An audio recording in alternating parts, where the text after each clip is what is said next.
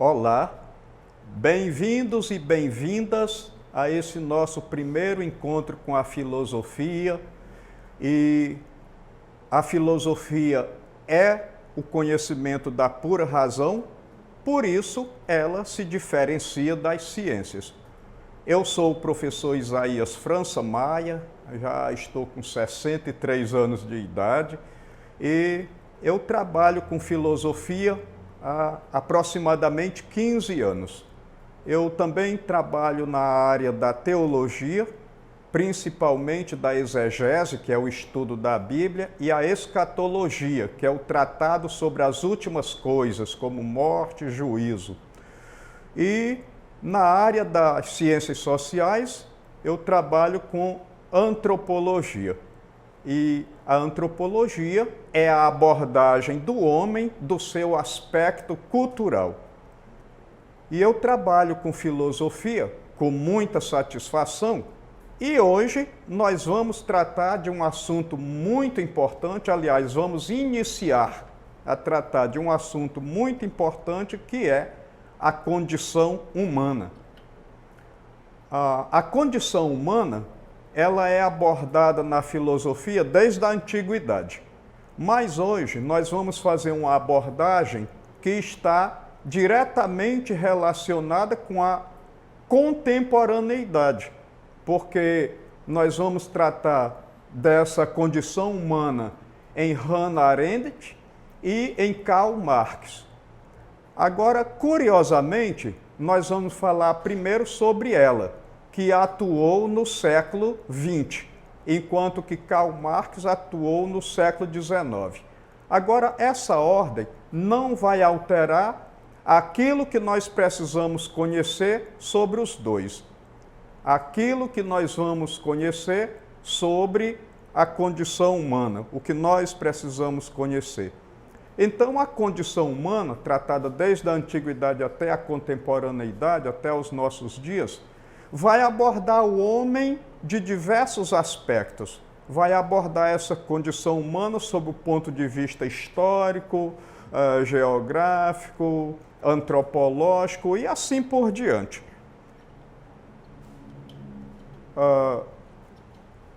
A condição humana, na verdade, é uma condição de provisoriedade. A vida, ela tem começo e ela tem fim. Por isso, nós precisamos vivê-la da melhor maneira possível. Aliás, uma filosofia de vida que eu aconselho a todo mundo é que a gente possa viver da melhor maneira possível, lutar para que os outros vivam da melhor maneira possível e cuidar para que a natureza viva da melhor maneira possível. Vivemos tempos sombrios, onde as piores pessoas perderam o medo e as melhores perderam a esperança.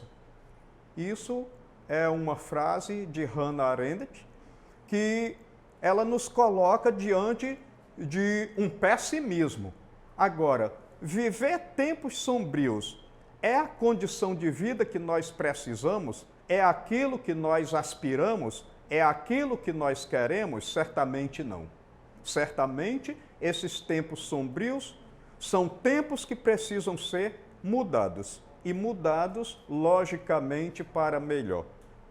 Então, nesse aspecto, a gente vê, no nosso dia a dia, que em determinados momentos parece que o mal está prevalecendo sobre o bem.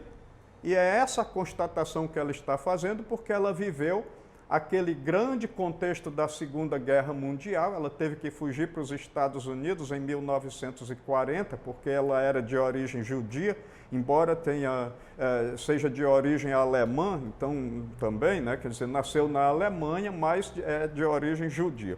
Então ela teve que fugir em função da ascensão do nazismo na Europa e também do fascismo, e por conseguinte, ela, de certo modo, ela deixou a filosofia um tanto quanto de lado, a reflexão filosófica de lado.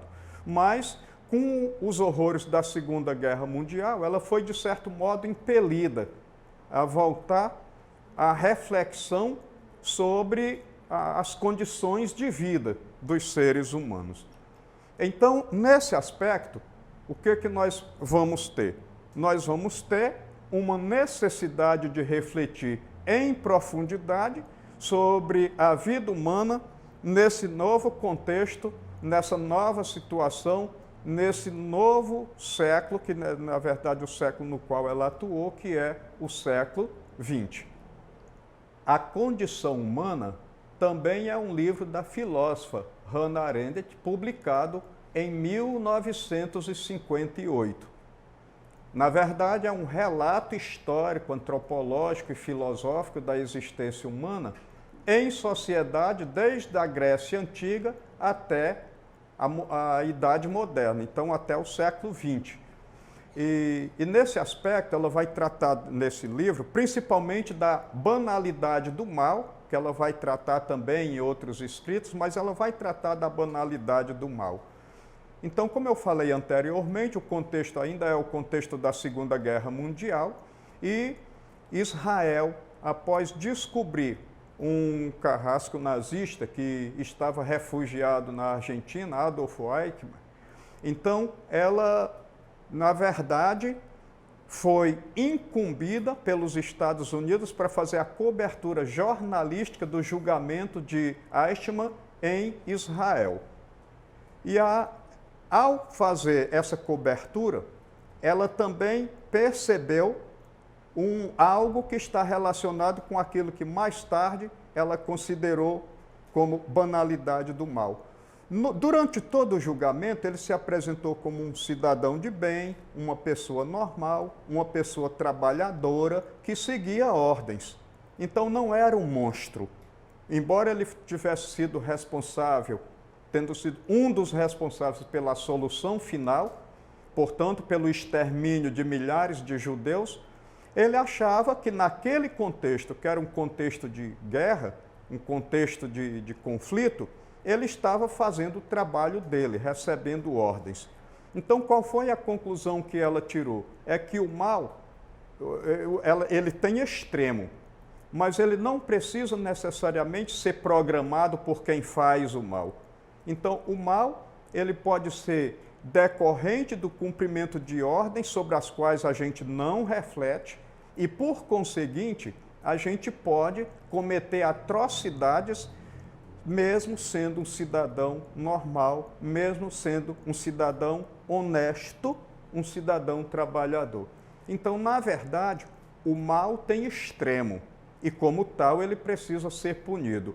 O bem, pelo contrário, ele precisa ser não apenas planejado e executado por uma única pessoa, por uma única cabeça pensante, mas o mal ele pode ser decorrente de uma cabeça pensante e ele ser desdobrado por outras pessoas que não refletem sobre as ordens que recebem.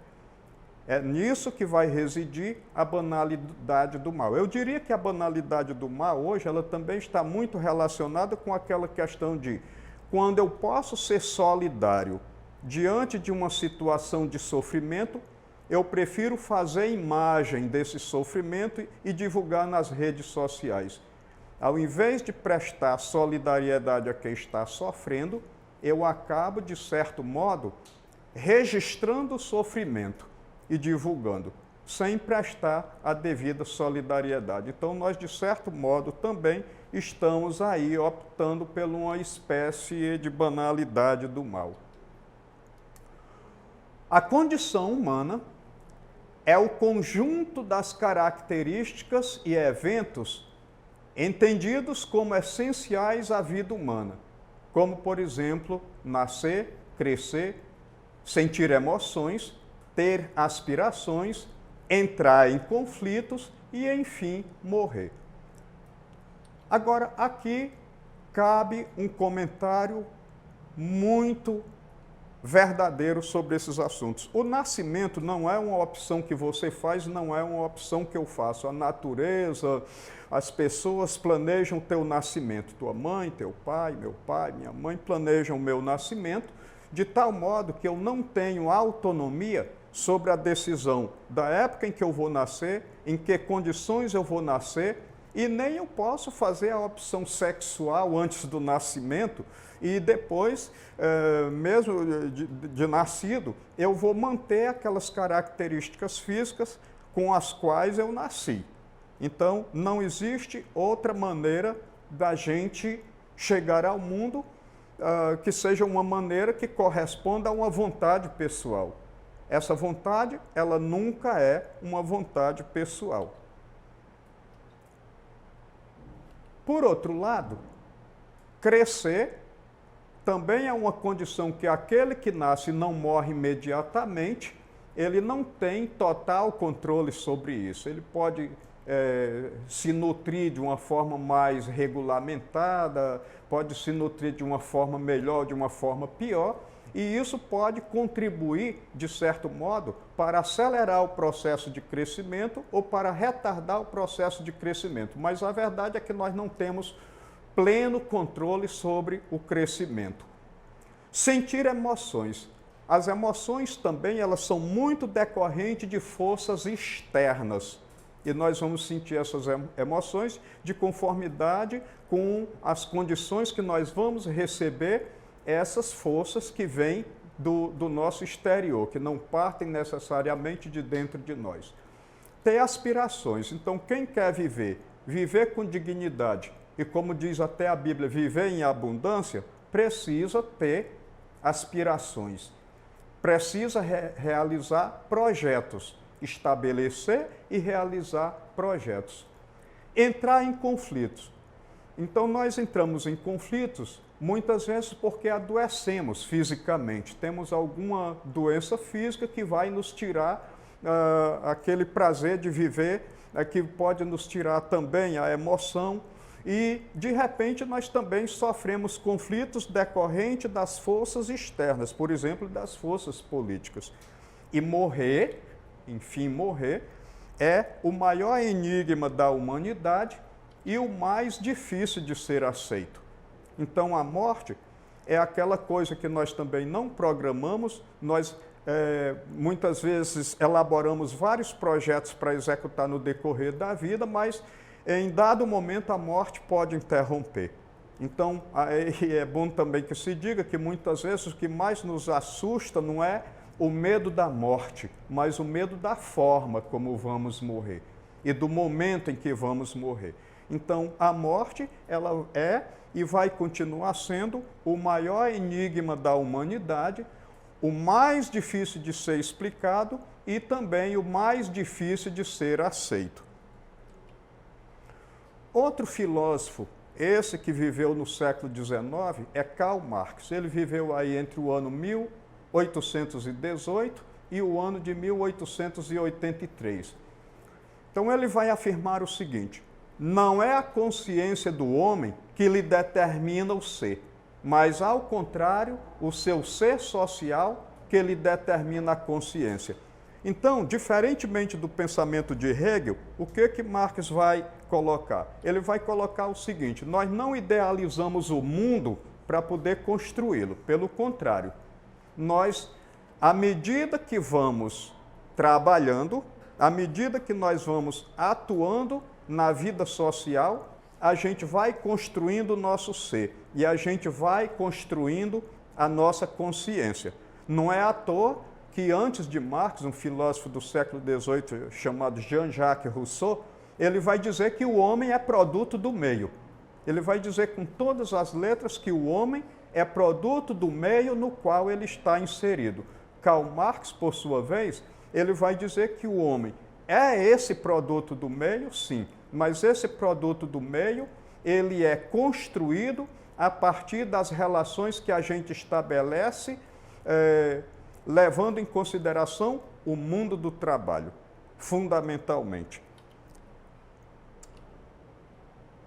Agora, outra situação é a seguinte: Para Karl Marx, o trabalho sempre se concretiza como condição eterna, entre aspas, do gênero humano, de satisfazer suas necessidades básicas através da transformação da natureza. Então, a gente constrói a nossa vida, a gente reproduz as nossas condições de sobrevivência por meio do trabalho.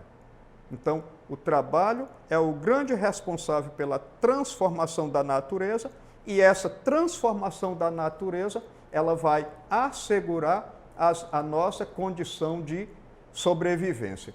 O trabalho, nesse sentido, não é uma forma de realização humana. O trabalho é uma coisa chata. Se a gente for prestar atenção, até na Bíblia, é curioso, porque quando Adão e Eva cometem o pecado original, que é o primeiro pecado, a desobediência, Deus condena eles à morte, então vão voltar ao pó, mas vão trabalhar para ganhar o pão com o suor do rosto. Então o trabalho aí nesse momento se torna como que um castigo, não é? Então Marx ele vai justamente colocar isso. O trabalho ele não é aquela coisa que tenha que ser necessariamente prazerosa, mas é uma forma do indivíduo sobreviver na sociedade, reproduzindo as suas condições de sobrevivência. Então, fundamentalmente, é isso.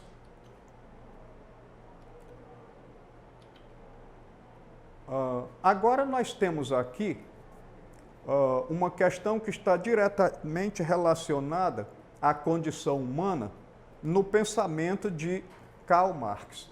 Então, na produção social, é nela que onde os homens realizam, na produção social que os homens realizam, eles entram em determinadas relações indispensáveis, independente de sua vontade. Tais relações de produção correspondem a um estágio definido de desenvolvimento das suas forças materiais de produção. A totalidade dessas relações constitui a estrutura econômica da sociedade, fundamento real sobre o qual se erguem as superestruturas políticas, jurídicas e ao qual correspondem determinadas formas de consciência social. Então, o que ele está colocando aqui? A sociedade ela é feita pela infraestrutura e pela superestrutura. Então, a infraestrutura, ela é o trabalho, ela é a produção pelo trabalho. A superestrutura é a religião, é a escola, é a igreja, que são responsáveis pelas ideias da vida social. Então, a superestrutura está relacionada com o pensamento e a infraestrutura está relacionada com a produção. Então, é justamente nesse aspecto que, para o autor, a relação entre economia e política, estabelecida no modo de produção capitalista, faz com que, letra A, o proletariado seja contemplado pelo processo de mais-valia? Não. Não, porque a mais-valia é lucro. E o lucro ele está mais direcionado, ele vai ser mais apropriado por aqueles que detêm os meios de produção. O trabalho se constitua como o fundamento real da produção material? Sim. É o trabalho que produz as mercadorias, por exemplo, que são vendidas no mercado. O trabalho produz mercadoria e o trabalho, ele justamente é responsável por constituir a possibilidade que o homem tem de sobreviver. Letra C. A consolidação das forças produtivas seja compatível com o progresso humano? Ora, nem sempre um país rico tem a população rica. Ou seja, eu posso ter um país que seja muito rico do ponto de vista dos bens materiais, mas com uma população pobre. E essa população pobre vai acontecer porque a riqueza ela pode estar concentrada. Letra D. A autonomia da sociedade civil seja proporcional ao desenvolvimento econômico? Nem sempre, porque um alto desenvolvimento econômico, um alto grau de desenvolvimento econômico, nem sempre vai refletir um alto grau de autonomia da sociedade civil. Então, eu posso ter uma sociedade que produz muito, eu posso ter uma sociedade onde o trabalho produz as condições necessárias de sobrevivência para todo mundo, mas uma parte desse trabalho é muito apropriada por um grupo, tirando assim a autonomia, em sua maioria, daqueles que produzem. Bom, a burguesia, letra E, a burguesia revoluciona o processo social de formação da consciência de classe. Não é papel da burguesia, que é, por natureza conservadora, ser revolucionária, e muito mais gerar a consciência de classe. Na verdade, a consciência de classe, ela é justamente decorrente da luta, por exemplo, do modo de produção capitalista do proletariado. Então, é o proletariado que vai lutar e, por conseguinte, criar a consciência de classe. Não é próprio da burguesia querer que as classes trabalhadoras tenham consciência, por exemplo, de que estão sendo exploradas. Então, na verdade, nós vamos ter aí, então, como resposta correta, o trabalho se constitua como fundamento real da produção material, porque realmente o trabalho é, inclusive, quem dá valor às mercadorias. Ah, mas, professor, o senhor não acha que quem dá o preço de uma mercadoria é a lei da oferta e da procura? Eu quero perguntar para você, será que um tijolo de ouro, por mais que ele não seja procurado ou seja pouco procurado, ele vai ter um preço tão baixo em um determinado dia quanto tem um tijolo de argila? Porque o tijolo de argila ele é muito procurado. O tijolo de ouro, ele pode não ser muito procurado, por quê? Porque a gente não vai fazer construção de uma residência, de uma casa, de um prédio, com tijolos de ouro. Mas o tijolo de ouro, nem por isso ele vai ficar algum dia mais barato do que o tijolo de argila, porque o tijolo de ouro ele vai requerer uma quantidade muito maior de trabalho para a sua produção. Então, eu não estou dizendo aqui que a lei da oferta e da procura não diga nada a respeito do preço das coisas. Diz sim. Diz sim. Diz alguma coisa. Então, a lei da oferta e da procura é importante, mas, em última instância, quem vai gerar o valor de uma mercadoria vai ser justamente a quantidade de trabalho embutido no fabrico dessa mercadoria. Então, nós vamos aceitar aí como alternativa correta a letra B. Eu quero também convidar vocês a acompanhar essas nossas reflexões, essas nossas questões pelo material didático aí citado e, ao mesmo tempo, também fazer um convite para o nosso próximo encontro, porque nós vamos, na verdade, dar continuidade à reflexão sobre a condição humana, só que na próxima aula nós vamos abordar essa condição a partir da Idade Média. Por isso eu já vou deixar uma pergunta. O mal foi criado por Deus, já que Deus é o Criador do céu, da terra e de todas as coisas?